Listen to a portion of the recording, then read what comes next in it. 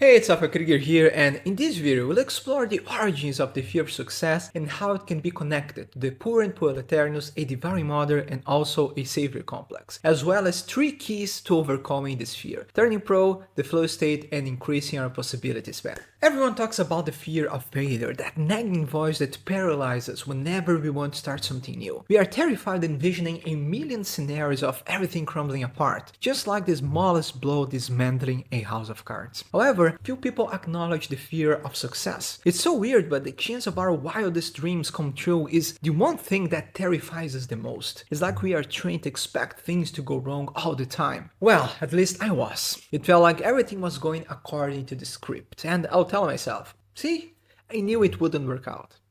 Again.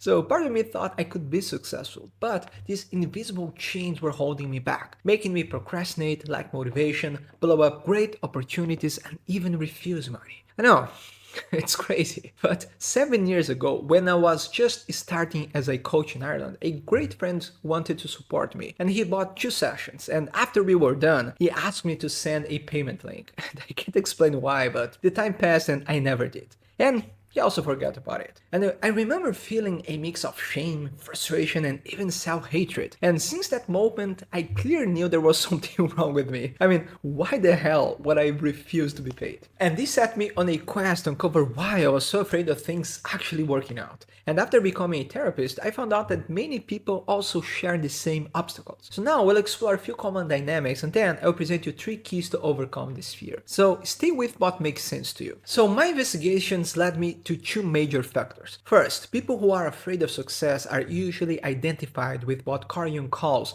the poor and proletarians. That is, they live under the influence of the mother and father complex. And second, more often than not, they also experience some degree of toxic shame in their childhoods, which leads to extreme perfectionism and an external sense of self-worth. The first factor promotes a distinct sensation of feeling like a child trapped in an adult's body and a huge irrational fear of living life. And this translates in procrastination, lack of motivation, feeling lost, and being indecisive. Now, having experienced toxic shame makes us feel like there's something inherently wrong with us. We never feel good enough. And there is an internalized nagging voice constantly undermining us and judging our every move. And to compensate for that, we tend to develop an addiction to perfection. And how is this linked with your success?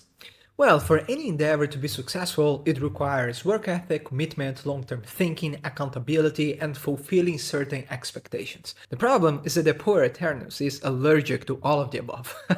They always want to keep their possibilities open. And the result is a provisional life. They never commit to anything long-term, and as soon as things start working out, they blow up everything and look for the next thing. And a very common reason for this pattern is because they are unconsciously trying to fulfill their parents' or cultural expectations and self-sabotage as an act of rebellion. And when they're confronted about it, they always play the victim card and look for the easy way out. And all of this can be amplified when you experience a devouring mother, who usually makes their child the reason for their whole existence. And they tend to curb all their attempts to grow up by being overprotective and guilt-tripping you. So a codependent dynamic is formed in which the son or daughter constantly self-sabotage their own success, and in severe cases they have self-destructive fantasies and can even develop diseases to continue being taken care of by their mothers. And these are unconscious behaviors. However, they conceal a fear of becoming truly independent, bearing responsibilities, and making their own decisions. When these experiences are coupled with toxic shame, we tend to develop people-pleasing behaviors and an external sense of self-worth, resulting in an over-identification with our productions and results, especially if the parents had narcissistic tendencies. The problem is that our lenses are colored by a harsh inner critic that won't ever let us feel good enough. And these are the origins of the imposter syndrome, which makes us want to hide, don't show our work to anyone, and play small. And by the way, I have a great video on conquering the imposter syndrome here. Now, because of the learned codependent relationship blueprint, we can also develop a savior complex, in which we attach our sense of self-worth and idea of love by providing care for others. The problem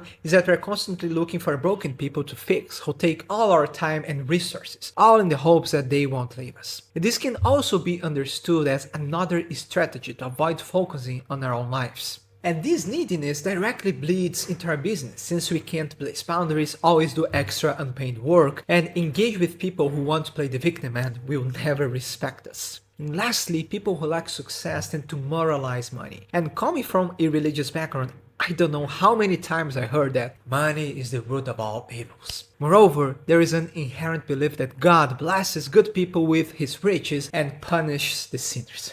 And this creates a perfect combo to feeling defeated and like a bad person, because you need money and you also feel punished because you can't make any. Now it's time to discuss a few practical steps. First and foremost, it's imperative to individuate from your parents. That's the only way to freely question your beliefs, create your own values, and build a new sense of identity. Without this, you will always live under their shadow and the inner critic will constantly berate you. You have to realize that they have this much influence over you because you're a passive spectator watching your life unfold. You must take life into your own hands, and I have two videos to help with that. First, it's one about conquering the poor and proletarians, and the other one is how to fix perfectionism. But stay with me for a moment. Now, the first key to overcoming the fear of success is turning pro. One of the best books I ever read is The War of Art by Steven Pressfield, and in it he makes a distinction between pros and amateurs, and the latter could easily be substituted by the poor and proletarians. So first and foremost, you'll need the courage to admit to yourself what you truly want and stop finding excuses for not going all in. Until you do so, you will constantly self-sabotage and live beneath your true potential. The pro learns to do what has to be done regardless of how he's feeling and develops a pristine work ethic because he respects his craft. He devotes his time and energy to achieving excellence, not because he has megalomaniac fantasies and wants the approval of others, but because he loves what he does. For the pro, being in touch with his craft is a matter of life or death, and he even feels physically sick when he can't do it, and this is so true. I just feel